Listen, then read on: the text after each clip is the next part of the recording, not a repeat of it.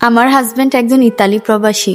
সন্তান প্রসবের দিন সে আমাকে ফোন করে সন্তানের ব্যাপারে কোনো কিছুই জানতে না চেয়ে বলল, তোমার সঙ্গে সংসার করার ইচ্ছে আমার নেই, খুব শীঘ্রই ডিভোর্স লেটার পেয়ে যাবে। বিয়ের আগে এক মেয়ের সাথে আমার সম্পর্ক ছিল, আমি তাকে বিয়ে করব। এই কথা শুনে আমার পুরো পৃথিবীটা কেঁপে উঠলো। কোনো রকমে বললাম, অন্য মেয়ের সাথে সম্পর্ক থাকলে তাহলে আমাকে বিয়ে করছেন কেন? আর তুমি যে বিয়ে করেছ এটা কি ওই মেয়েটা জানে? সে প্রশ্ন দুটোর উত্তর না দিয়ে ফোনটা কেটে দিল। তারপর থেকে সে আর আমার সঙ্গে যোগাযোগ রাখেনি। সদ্য জন্ম নেওয়া মেয়েকে নিয়ে এখন আমি কি করব? শ্বশুর শাশুড়িকে যখন স্বামীর কথাগুলো বললাম, তারা শুনে স্তব্ধ হয়ে গেলেন। তারাও অনেক চেষ্টা করেছিলেন ছেলের সাথে যোগাযোগ করতে, কিন্তু পারেনি। বাবা এসে আমাকে বাড়ি নিয়ে গেলেন। যাওয়ার আগে শাশুড়ি মা আমাকে বললেন, বৌমা, আমরা তোমার সাথে আছি, যে কোনো প্রয়োজনে আমাদের তুমি সঙ্গে পাবে। বাবার বাড়িতে আসার কিছুদিন পরই আমার নামে ডিভোর্স লেটার এলো। তখন ভাবলাম, আমি কি এই অন্যায় মেনে নিব, নাকি শয়তানটার বিরুদ্ধে লড়াই করব?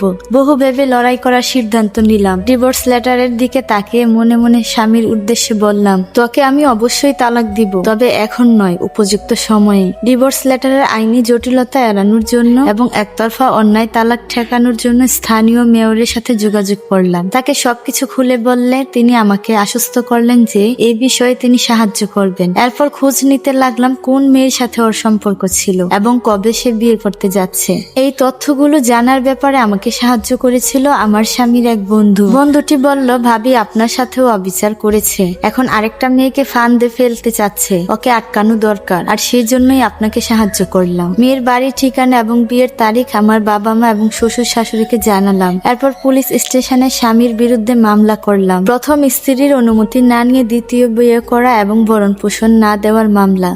এরই মধ্যে সে গোপনে দেশে এসে বিয়ের প্রস্তুতি নিয়েছিল। আমার সাথে বা তার পরিবারের কারোর সাথে যোগাযোগ করেনি। তারপর বিয়ের দিন মেয়েকে কোলে নিয়ে পুলিশ সহ সবাইকে নিয়ে হাজির হলাম ওর বিয়ের অনুষ্ঠানে। কনের বাড়িতে ঘরোয়াভাবে বিয়ের অনুষ্ঠানের আয়োজন করা হয়েছিল। নতুন পাঞ্জাবি পরে স্বামী বিছানার উপর বসেছিল, মুখে ছিল লাজুক হাসি। কিন্তু মানুষজন নিয়ে আমাকে রুমে ঢুকতে দেখে তার লাজুক হাসি অদৃশ্য হয়ে গেল। হাসির বদলে চোখে মুখে দেখা দিল আতঙ্ক। বিছানার পাশে ছোট্ট একটা টুলের উপর ডালায় ফুল সাজিয়ে রাখা হয়েছিল। আমি রুমে ঢুকা মাত্রই ওই টুলে সজোরে লাথি মারলাম। তারপর ওকে চর মারার জন্য তেড়ে গেলাম, কিন্তু বাবা আমাকে ধরে ফেললেন। শাশুড়ি মা বললেন, বিআই সাহেব, মেয়েকে ছেড়ে দিন, বদমাসটাকে কষে একটা চর দিক। বাবা আমাকে ছেড়ে দিলেন। আমি তখন রাগে ক্ষোভে কষ্টে শরীরের সমস্ত শক্তি দিয়ে ওর গালে একটা চর মারলাম। আমার পরিচয় ততক্ষণে সবাই জেনে গেছে। কনের বাবা তখন আমাকে বললেন, ছেলে যে আগে বিয়ে করেছে সেটা তো আমাদের বলেনি, সে দেখছি বিরাট ধোঁকাবাজ। এই সময়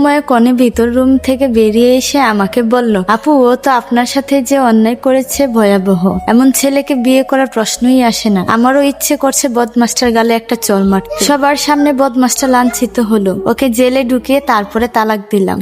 পুরো দেনমোহরের টাকা শ্বশুর আমাকে বুঝিয়ে দিয়েছিলেন এবং আমার মেয়ের যাবতীয় খরচের দায়িত্ব তিনি নিলেন। আমি এখন আমার বাবার বাড়িতেই আছি, সাথে আমার মেয়েটাও আছে। তবে দাদার বাড়িতে এসে নিয়মিত যায়। দাদা দাদি নাতিনকে অনেক ভালোবাসেন। মেয়ে দক্ষতার সাথে বেড়ে উঠতে লাগলো। বেড়ে ওঠা মেয়ের দিকে তাকিয়ে প্রতিদিন মনে মনে বলি, মাগো, তোকে এমন ভাবে গড়ে তুলবো যাতে কোনো ছেলে তোকে ধোঁকা দেওয়ার বিন্দু মাত্র সাহস না পায়। কথা দিলাম। গল্পটি এখানেই শেষ হলো। আপনাদের কাছে কিরকম লেগেছে অবশ্যই কমেন্ট করে জানান। যদি ভিডিওটি ভালো লাগে অবশ্যই বেশি বেশি শেয়ার করবেন। আর এই ভিডিওটি শেয়ার করার মতোই একটি ভিডিও। যাদের চরিত্র খারাপ, যারা পরকীয়ায় আসক্ত থাকে, তাদের জন্য এই ভিডিওটা বেশি দরকার। তাই বেশি বেশি করে ভিডিওটি শেয়ার করবেন। বাস্তব জীবনের ঘটনা এবং গল্প শুনতে চাইলে ফেসবুক পেজটি অবশ্যই ফলো করবেন। আর ইউটিউব চ্যানেল আফসানা ড্রিম, অবশ্যই চ্যানেলটি সাবস্ক্রাইব করবেন। এই চ্যানেলের প্রত্যেকটা ভিডিও ইউটিউব চ্যানেলে আপলোড দেওয়া হয়, আপনারা ওখানেও দেখতে পারেন। আর ওই চ্যানেলটি অবশ্যই সাবস্ক্রাইব করবেন। আপনাদের জীবনের ঘটনাও আমার সাথে শেয়ার করতে পারেন। যদি আমার কাছে ভালো লাগে, পরবর্তী ভিডিওটা আপনার হবে। সবাই ভালো থাকবেন। আল্লাহ হাফেজ।